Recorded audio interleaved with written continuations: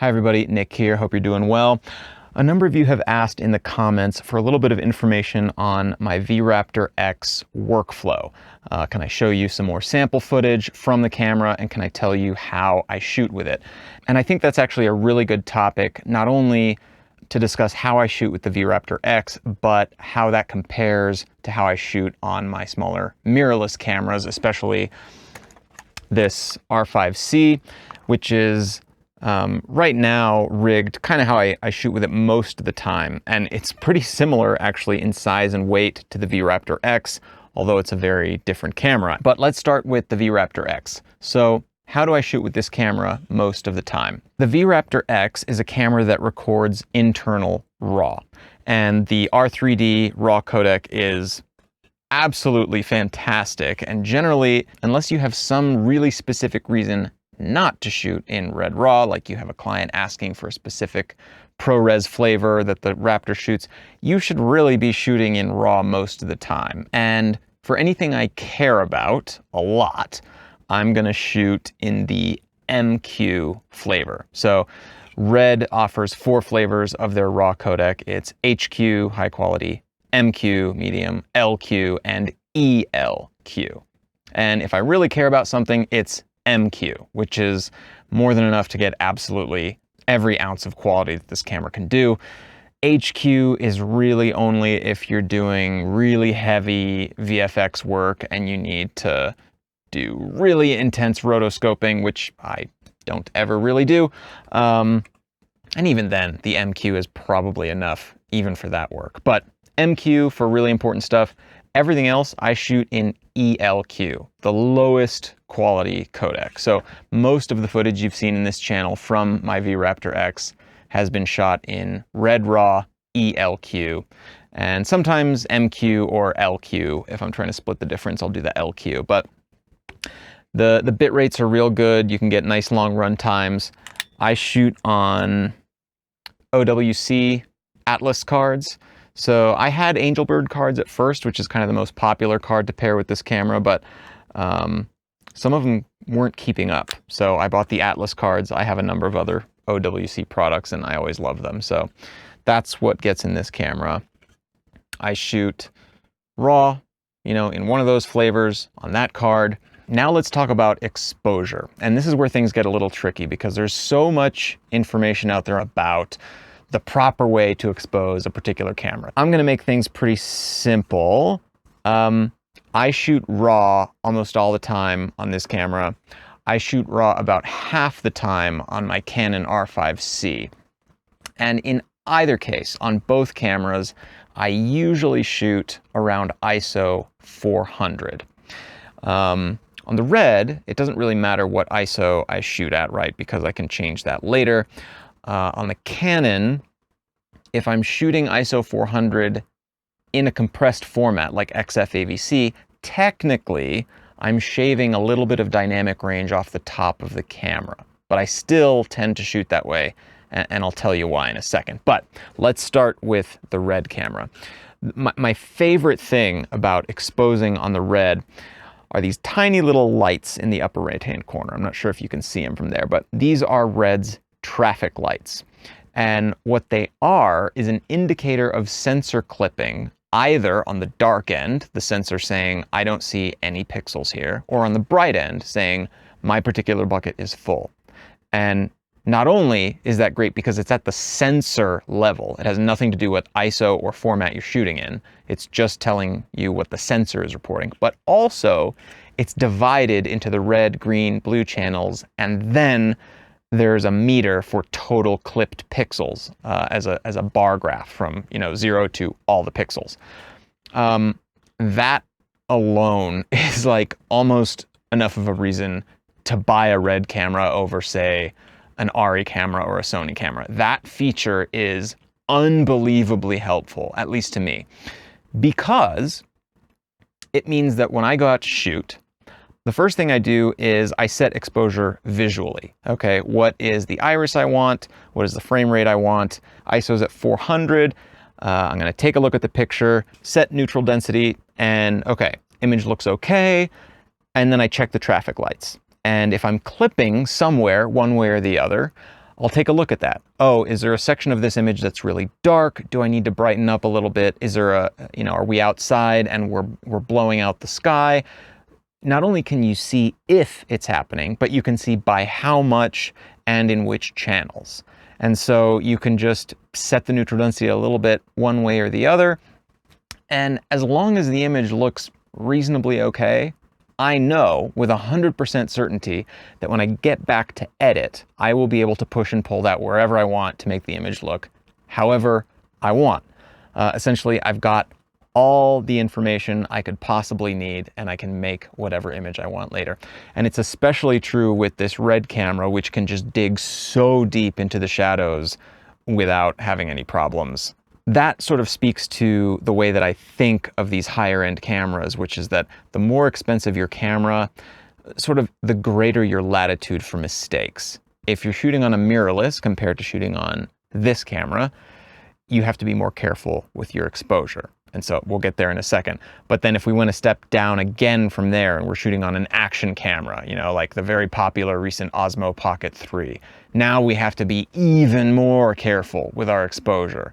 And we may have to make some compromises in terms of, are we going to prioritize highlights or shadows because the sensor just doesn't have enough dynamic range total to get everything we want. But long story short, when I go out and shoot with this, I set ISO 400, 180 shutter most of the time, 24 frames a second. I set exposure visually, and then I check the traffic lights. And as long as I'm not clipping, that image is going to be fine. Okay, and then you say, okay, well, what if you are clipping? Well, then the question is, where? Is it the highlights or the shadows? Do I need to adjust?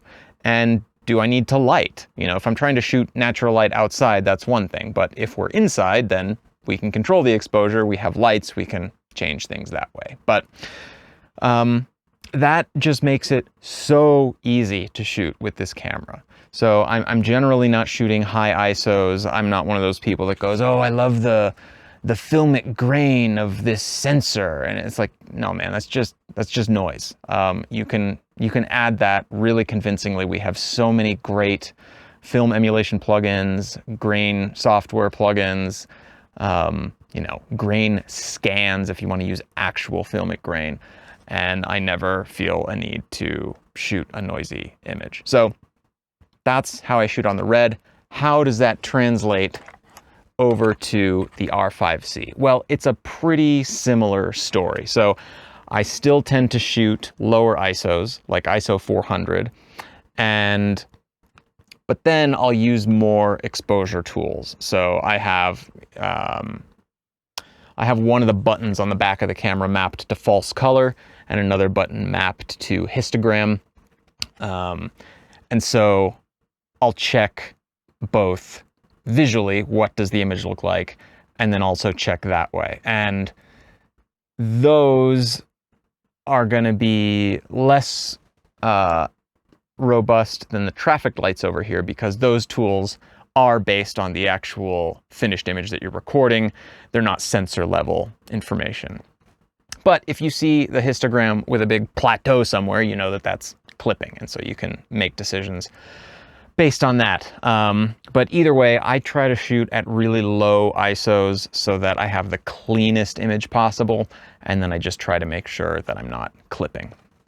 And a minute ago I said the traffic lights was like a feature so important that I would consider it when choosing a camera.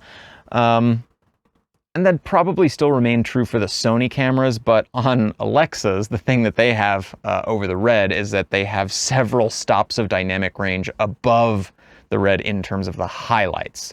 In terms of the shadows, the RED is actually king of the heap. The Alexa 35 is really close. It's basically neck and neck. But in terms of the Alexa Mini or the Mini LF or any of the other Alexa Studio cameras, this is going to just kill in the shadows. But those cameras kill in the highlights. So the answer for those cameras is you set your exposure visually, and as long as you're not shooting a whole bunch of white sky somewhere, you can be pretty sure you're not going to clip. Those cameras can bring down almost anything. That's why they had a reputation for having such filmic highlight roll-off, which, if you watch one of my earlier rants, is meaningless. It's a mapping. And as long as your dynamic range covers the entire area, you can pretty much match anything to anything. But because they had so much latitude, people were making those mistakes far less. They weren't clipping the sky, that you could just bring it back down. But because of these traffic lights, we can ensure that we're not clipping here. We can bring down anything we need and map it however we like. So that's how I expose. I took a little bit more demo footage just yesterday for this. It was so much fun. I have a little 2-year-old who is so fearless, and sometimes he can be so patient. He was trying to grab grasshoppers out in the path behind my house, and he grabbed one and was just so patient with it, and it was so cute.